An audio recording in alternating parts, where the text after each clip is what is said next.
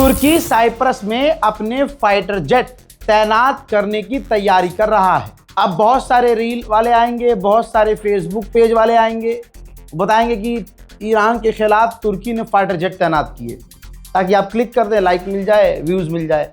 तो पहले ही मैं क्लियर कर देता हूं, तुर्की ईरान के खिलाफ साइप्रस में फाइटर जेट तैनात नहीं करेगा। जरा इस मैप को देखिए, साइप्रस का दो टुकड़ा है, एक टुकड़ा साइप्रस का है और उसके आधे हिस्से पर तुर्की का कब्जा है। ये जो पीले रंग का आप हिस्सा देख रहे हैं, ये पीले रंग का जो हिस्सा है, ये साइप्रस का वो हिस्सा है जिस पर तुर्की का कब्जा है।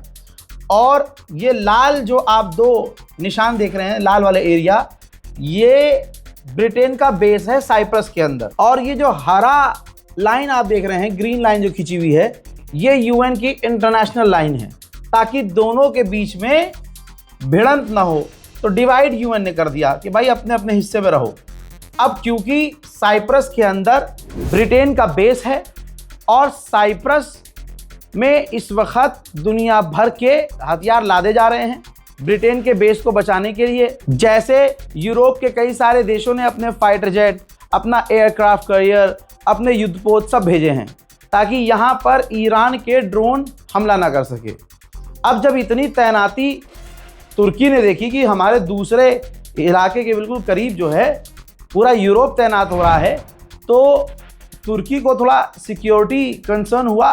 तो अब तुर्की ने अपने इलाके में, जो साइप्रस का इलाका तुर्की के हाथ में है, वहां पर फाइटर जेट तैनात करने का प्लान किया। पाकिस्तान ईरान को धमकी दे चुका है, वार्न कर चुका है इस ईरान और इजराइल की जंग में।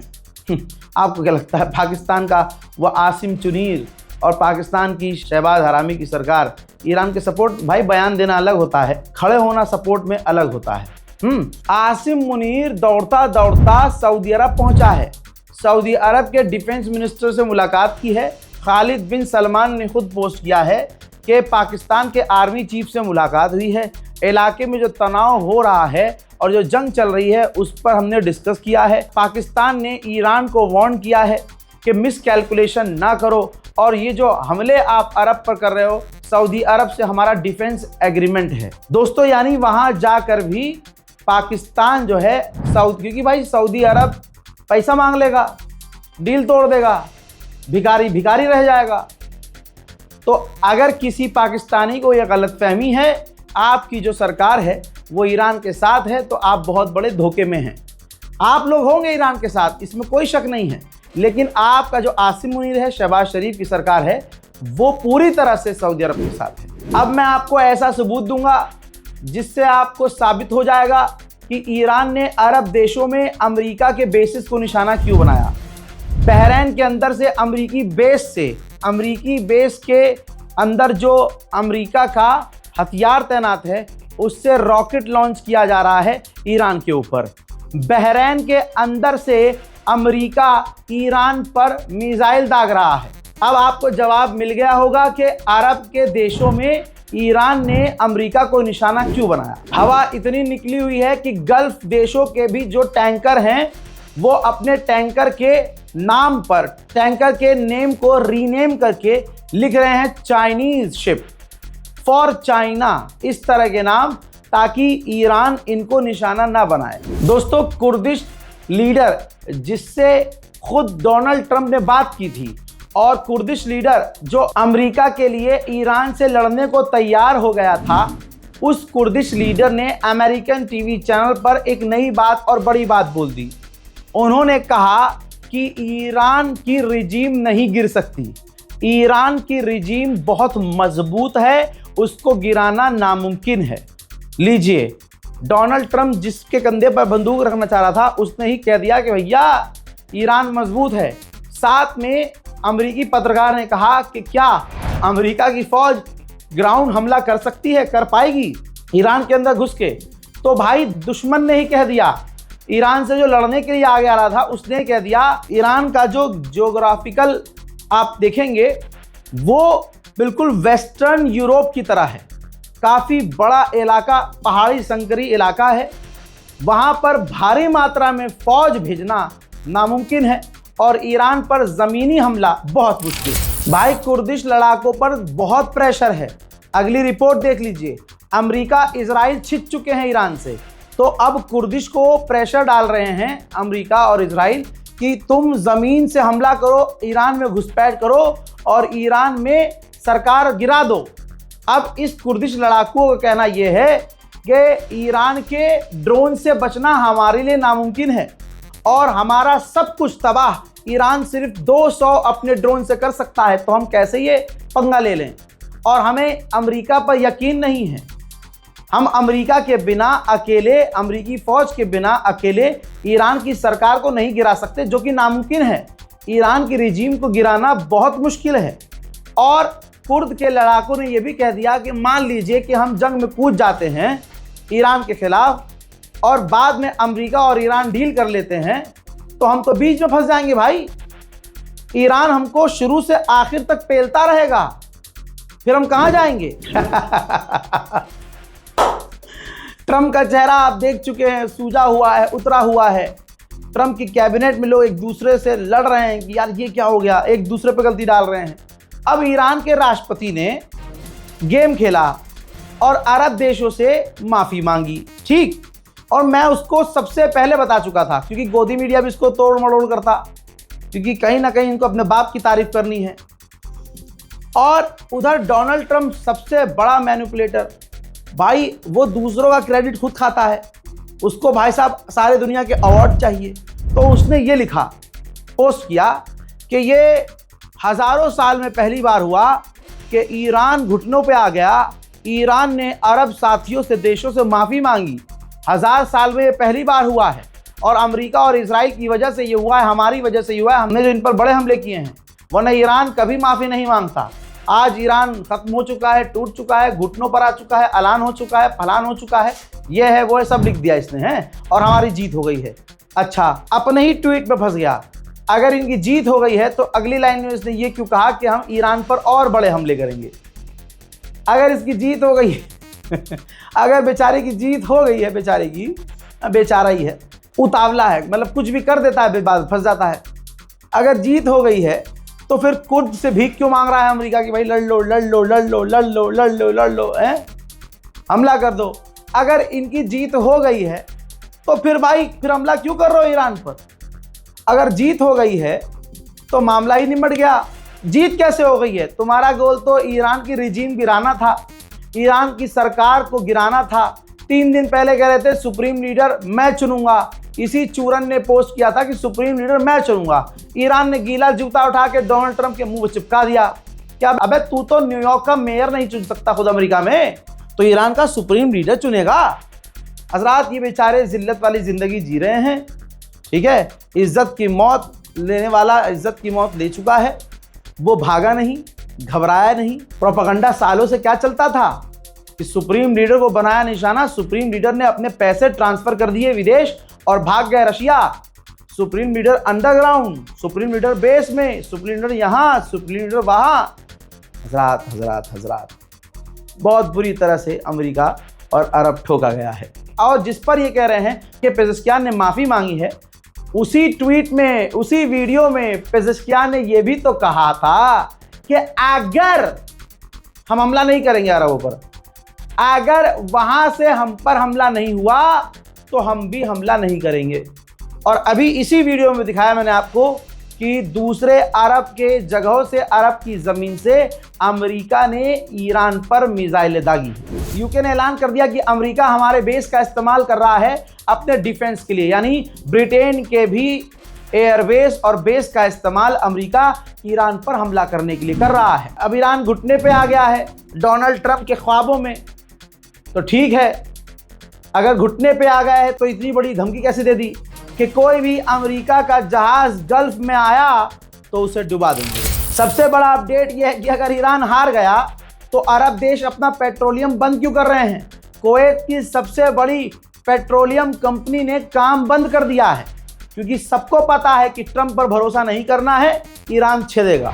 बहरीन में, कतर में ईरान ने जो अमेरिका के बेस और रडार तबाह किए हैं, जिसको अमेरिका कह रहा है कि हम बहुत जल्द रिप्लेस करेंगे, वो जल्दी पता है कितने दिनों में होगा? 1 साल। 1 साल से ज्यादा लगेगा अरब के अंदर ईरान ने जो अमेरिका के बेस और रडार तबाह किए हैं उनको ठीक करने में। और ट्रम्प कह के चला गया हम तो जीत गए जी, हम तो जीत गए। अरे बहुत मारेगा ईरान। ईरान के फॉरेन मिनिस्टर के स्पोक पर्सन ने ईरान एयर की पोस्ट को रीपोस्ट करते हुए लिखा है कि ईरान के सिविलियंस एयरक्राफ्ट को अमेरिका इजराइल निशाना बना रहे हैं। ये निंदनीय है। सिविलियंस इंफ्रास्ट्रक्चर को अमेरिका ईरान में नुकसान पहुंचा रहा है जो इंटरनेशनल लॉ का उल्लंघन है। भाई साहब, सेंटॉम ने बताया है कि बहरीन, यूके और ब्रिटेन और अमेरिका ने मिलकर ये फैसला किया है कि साथ काम करेंगे। वो तो दुनिया देख रही है कि सारा अरब, सारी दुनिया एक साथ थी ईरान के खिलाफ, लेकिन ईरान ने जो बम्बू किया है मुंह से बाहर आ गया है। उधर भाई साहब जंग में पूरी तरह से ब्रिटेन कूद गया है। ब्रिटेन, जी हाँ, ब्रिटेन ने मिडिल ईस्ट में अपना एयरक्राफ्ट कैरियर भेजना शुरू कर दिया है। रात के अंधेरों में इराक के बेस पर बमबारियां, जो अमेरिकी बेस है वहां बमबारियां मैंने दिखाई थी। अब दिन के उजाले में तस्वीर देख लीजिए। जो अमेरिका कह रहा है कि भैया ईरान की मिसाइल पावर हमने ख़त्म कर दी है, ईरान की मिसाइल पावर से दिन के उजाले में आप एरबिल अमेरिका का बेस देख लीजिए, राख हो गया है। भैया राख, यहाँ से हज़ारों चीज़ें हटा दी गई हैं लेकिन फिर भी राख नज़र आ रही है। बताइए ईरान जीता या अमेरिका? इसी रिपोर्ट में मैंने क्या बताया, ट्रम्प क्या भौंक के गया हम जीत गए और ईरान ने माफ़ी मांग ली। ठीक है, ईरान की माफ़ी को सीरियस ईरान की माफ़ी को सीरियस मत लेना। ईरान ने अब कहा है कि हम अमेरिका के अटैक को पढ़ रहे हैं, समझ रहे हैं, और अगर हमने देखा कि हमारे नए नए इलाके को अमेरिका ने निशाना बनाया नई जगहों से, तो हम भी अब वहाँ हमला करेंगे जहां अभी तक हमने हमला नहीं किया। इन्होंने माफ़ी मांग ली, अजय मूत मांग ली मेरी। हजरात, पूरी दुनिया में आप देखिएगा कि ईरान के साथ ना कोई खड़ा था ना कोई खड़ा है, लेकिन एक दिन दुनिया ईरान ही करेगी, क्योंकि ईरान मासूम था। ईरान ने ये जंग नहीं शुरू की। ईरान कह रहा था हम जंग नहीं करेंगे। ईरान ने पहला हमला नहीं किया। ईरान बातचीत कर रहा था, धोखे से पीठ में छुरा भोंका गया। अब स्पेन की पार्लियामेंट में स्पेन ने जिगरा दिखाया है कि कोई मुस्लिम देश क्या खड़ा हुआ। भारत के मुसलमानों जैसा हाल है पूरी दुनिया के मुसलमानों का और मुस्लिम देशों का। भारत का मुसलमान दूसरे मुसलमान के साथ खड़ा नहीं होता। ताकत अपनी आपस में दिखा देंगे। एक मुसलमान को मारने के लिए दम दिखाएगा, दूसरे लोग खड़े होते हैं। स्पेन ने अमेरिका और इजराइल के हमलों की निंदा की, अपना एयर स्पेस और ज़मीन अमेरिका से छीन लिया कि हम नहीं देंगे हमला करने के लिए। इतना ही नहीं, स्पेन की पार्लियामेंट तक में बात हो गई। स्पेन की पार्लियामेंट मेंबर स्पेन के अंदर पार्लियामेंट में खड़े होकर कह रही है कि अमेरिका इजराइल ने 160 बच्चियों को कत्ल कर दिया। इस जंग को शुरू किया और बेगुनाह 160 बच्चियों को कत्ल कर दिया। देखिए, पूरा स्पेन ईरान के साथ खड़ा है। एक देश और एक देश की पार्लियामेंट में हक बात बोली जा रही है और हमारे देश के अंदर मोदी, योगी, अमित शाह और उनके पीछे चलने वाली भीड़ को खुश करने के लिए चुबीका लियाकत, एक बेगैरत जिसको मुसलमान वो है भी नहीं, वो पैसे के पीछे है, क्योंकि पैसा उसे तब मिलेगा, ज्यादा भी इसलिए मिलता है क्योंकि वो मुसलमान नाम इस्तेमाल करती है, मुसलमान है और मुसलमानों के खिलाफ एजेंडा चलाती है। मुसलमानों को शर्म आनी चाहिए भारत के अंदर कि तुम खामोश कैसे बैठे हो, कि तुम चुबीका लियाकत जैसी बेगैरत पत्रकार के खिलाफ आवाज नहीं उठाते। वो पता है क्या कह रही है? जब उससे कहा जा रहा है, कोई भी बात की जा रही है, उससे कहा जा रहा है कि 160 बच्चियों को ईरान में कत्ल कर दिया अमेरिका इजराइल ने, तो पता है क्या कह रही है? कह रही है कि खामनाई ऐसा था, खामनाई वैसा था, खामनाई ने ये किया। खामनाई ने आज तक हमारे भारत माता के खिलाफ एक जुमला नहीं बोला, बल्कि हमेशा भारत का साथ दिया। हमेशा भारत को कभी दादागिरी नहीं दिखाई, भारत से कभी गलत जबानी नहीं की जैसे अमेरिका कर रहा है। लेकिन क्योंकि मोदी अंधभक्तों के बाप ने इजराइल को अपना बाप कबूल करा फादरलैंड बोलकर, तो यह चुबीका लियाकत पर वाजिब हो जाता है कि अपने बाप और दादा के पक्ष में बोले। लेकिन पक्ष में बोल, कोई दिक्कत नहीं है, लेकिन तुम बच्चियों के नरसंहार को जस्टिफाई कर रही हो। मुर्दा मुसलमानों, क्या हो गया है तुम्हें? नहीं निकला। अच्छा तो कौन निकला? 160 बच्चियां जिनकी उम्र 7 साल से 12 साल के बीच में थी, उस स्कूल को बॉम्ब करके इस अमेरिका ने नेस्तनाबूद किया है। और उस एक हमले ने, सुनिए मैडम, आप मेरे सब्र का इम्तिहान मत सुनिए कीजिए। पहले मेरी बात को। आप जैसे सुनिए लोग, पहले मेरी बात को। आप क्या जैसे करें लोग हम? घर में दुबक कर बैठे रहते हैं, क्या सही जब था? ईरान में वही सही 7 था या साल की गलत? छोटी बच्चियों को बुर्का ना पहनने ये पर मत खून-उजार कर दिया करो। जाता था। Shut up, sir! Shut up! मैं सामिनी का नाम जानते हैं। हजरात, यूएई ने कहा है कि ईरान मिसाइलें दाग रहा है, ड्रोन दाग रहा है और हम उन्हें इंटरसेप्ट कर रहे हैं। यहां रुक जाइए, अभी डोनाल्ड ट्रंप तो बोल के गया है गुलाबी सुअर कि ईरान ने माफी मांग ली है, ईरान हमला नहीं करेगा। मैंने पहले ही कहा था कि मुन्ना ईरान की माफी को सीरियस मत लेना। अब तो वो ये कर रहा है कि जो बोल रहा है उसका उल्टा कर रहा है। मुन्ना, तुम्हारी सारी जो क्रोनोलॉजी है ईरान निकाल रहा है। मेरे दोस्तों, इस रिपोर्ट को शेयर कीजिए, इंतजार कीजिए मेरे अगली अपडेट का। अगर आप हमारे YouTube चैनल पर ये वीडियो देख रहे हैं या किसी फैन पेज पर ये वीडियो देख रहे हैं तो जानकारी के लिए बता दूं, ये मेरे 3 चैनल और हैं। इजराइल से सीधा पंगा चल रहा है रजाग्राफी का। कब चैनल गायब हो, कब मैं गायब हो जाऊं कुछ नहीं पता भाई, कुछ नहीं पता। प्रेशर गलत भी आ रहा है मेरे पे, ये मत दिखाओ, ये मत बोलो और ऐसा मत बोलो और वैसा मत करो और ये वीडियो मत दिखाओ, लेकिन मैं दिखाऊंगा। तो ये तीनों चैनल आप सब्सक्राइब कर लीजिएगा ताकि आप मुझे न खोएं, न मैं आपको खोऊं। जय हिंद।